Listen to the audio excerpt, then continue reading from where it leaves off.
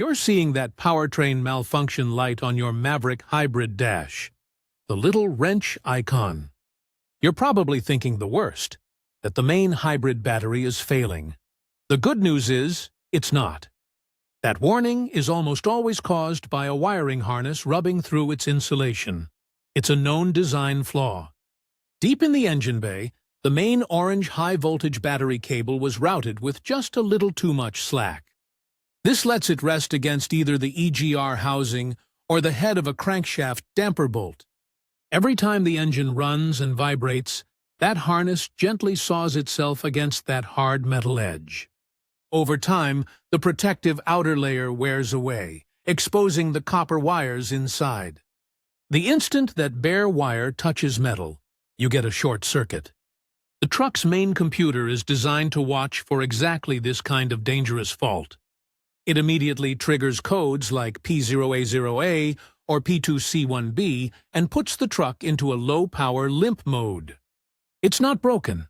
It's protecting the expensive high-voltage system from serious damage. So, what's the fix?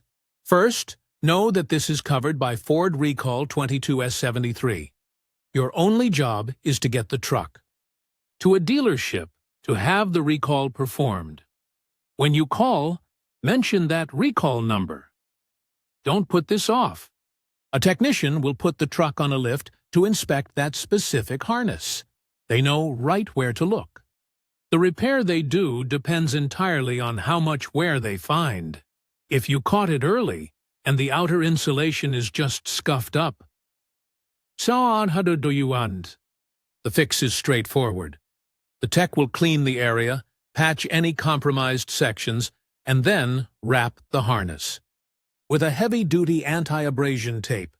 The final, most important step is adding a new zip tie to pull the harness away from the bolt, creating a permanent air gap so it can never rub again. This is a relatively quick job. However, if the inspection shows exposed, shiny copper wire, the procedure is different. At that point, the wire's integrity is compromised, and tape isn't a safe enough fix for a high-voltage system. The entire high-voltage battery wiring harness has to be replaced with a new one.